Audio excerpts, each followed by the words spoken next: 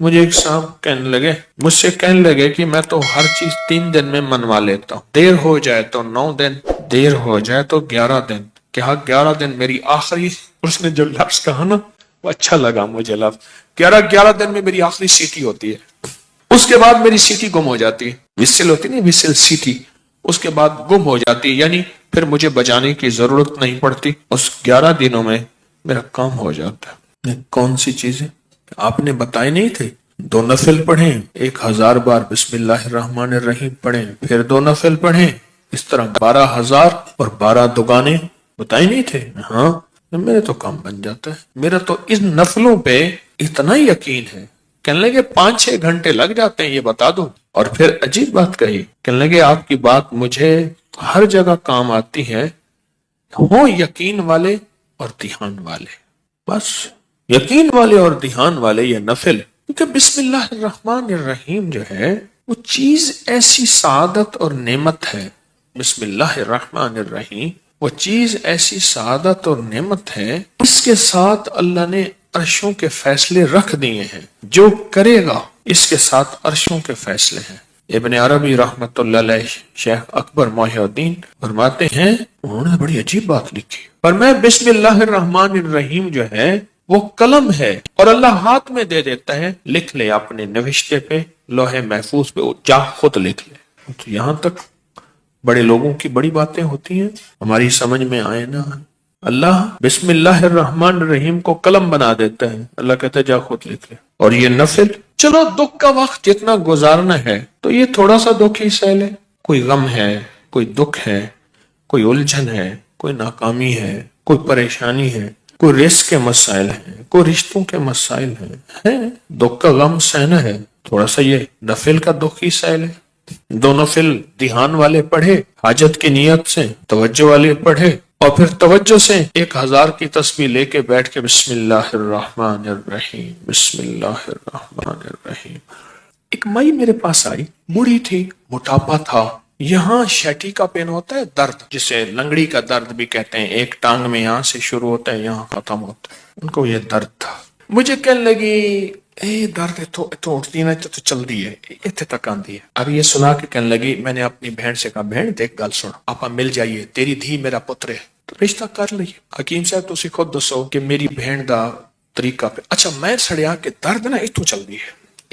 اتوں میں چل دی ہے، گوڈا میرا پٹھیا نہیں جاندا، پیشاب لئی ورتیا نہیں جاندا، اچھا میں بہن نو کیا، میں دیکھ بہن گل سن، آپا نا رشتہ کر لئی،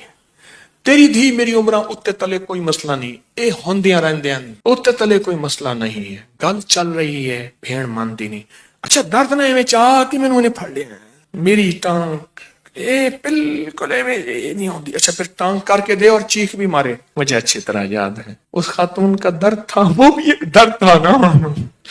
اولاد بھی ایک درد ہوتا ہے، اولاد ایک درد ہوتا ہے، جب بڑی ہوتی ہے تو ماں باپ کی نظریں سوچیں پتہ نہیں کتنی دل کے اندر غم کا ذریعہ بن جاتی ہیں۔ تو میرے اوپر ایک چیز کھلی، کس چیز کی؟ بسم اللہ الرحمن الرحیم پڑھتے پڑھتے نا ایک چیز کھلی، وہ یہ کھلی، اس کو جتنا اللہ رحمان رحیم اور باسین مین ان کے استحضار سے پڑھیں گے، اس کی طاقت لاکھ ہزار کروڑ ارب بڑھ جاتی۔ اب یہ استحضار کیا ہے، اس کو ذرا میں کھولوں گا۔ اگر آپ نوافل یہ ان کیفیتوں کے ساتھ پڑھ لیں، وقت آدھا گھنٹہ اور لگ جائے گا، گھنٹہ اور لگ جائے گا، دکھی تو ویسے ہیں، دکھوں کی زندگی تو ویسے ہی گزاری ہے، تو ایک دکھ اور لے لیں پڑھائی کا، توجہ کا۔ کیوں؟ توجہ کے لیے اپنے اوپر جبر کرنا پڑتا ہے، جبر کرنا پڑتا ہے، جبر کرنا پڑتا ہے، پڑھتا ہے۔ ایک درویش تھے، انہوں نے 700 والیوم 700 جلدیں لکھی صرف بسم اللہ کی با پہ، بسم اللہ کی صرف بے پر، جسے بے با کہتے ہیں، 700 جلدیں لکھی کہ بسم اللہ کی با کے اندر کیا کائنات کے راز پوشیدہ ہے۔ میرے پاس ایک صاحب آئے، مجھ سے کہنے لگے اولاد نہیں ہے، جائیداد بہت ہے، اور میرے قریب والوں کی جائیداد پہ نظر ہے، حتیٰ کہ میرے رشتہ داروں نے جائیداد تقسیم کر بھی لی ہے، وہ تیرا، یہ بڑا ہو گیا ہے، وہ میرا، وہ تیرا وہ میرا. اور بعض اوقات تقسیم پہ جھگڑا بھی ان کا آپس میں ہو جاتا ہے. نہیں میں تو یہ لوں گا, یہ مر جائے گا, وارث تو ہے کوئی نہیں, وہ کہنے لگا میں یہ لوں گا, یعنی یہ مرا نہیں ہے, ان کے جھگڑے پہلے شروع ہو گئے. میں نے انہیں کچھ ترتیب اسباب کی بتائی اور پھر میں نے ان سے کہا اگر آپ کو ایک عمل بتاؤں جس میں ہے مشقت مشقت مشقت, اس کو کر لے, روز کر لے, تیسرے دن کر لے, ہفتے میں ایک بار کر لے, اور اس کو چند بار کر لے, پر کرے ایسے کہ ہڈیاں بھی تھک جائیں, جسم بھی تھک جائے, دماغ بھی تھک جائے, حلق بھی خشک ہو جائے. ہاں حلق خشک ہو جائے, اس عمل کی مشقت کا اثر جسم پہ پڑے. بس اب میری الفاظ آسان ہے, اس عمل کی مشقت کا اثر, اور اگر اس عمل کی مشقت کا اثر تیرے جسم پہ نہیں ہے پھر سمجھ لے کہ عمل عرشوں پہ نہیں گیا,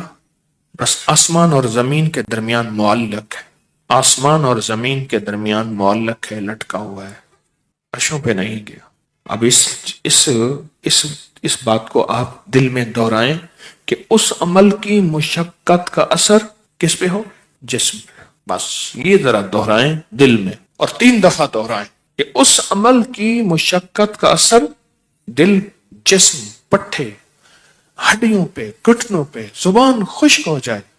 جسم پہ ہو اس عمل کی مشقت کا. میں نے اس کو یہ سمجھا دی. آج بھی ایک صاحب نے مجھے بتایا کہ میں نے کئی لوگوں کو بتایا, ان کا کام بنا یہی نفل. انہوں نے میری بات کو سمجھ لیا. آپ اگر میں انہیں کہہ دیتا کہ بالکل آسان عمل ہے تو وہ تھوڑی سی مشقت میں خود چھوڑ دیتے. میں نے پہلے بتا دیا کہ اس عمل کی مشقت لیں, توجہ میں, دھیان میں, پڑھنے میں, یکسوئی میں. اس عمل کی مشقت لیں, توجہ میں, دھیان میں, یکسوئی میں لیں. انہیں میری بات سمجھ آ گئی.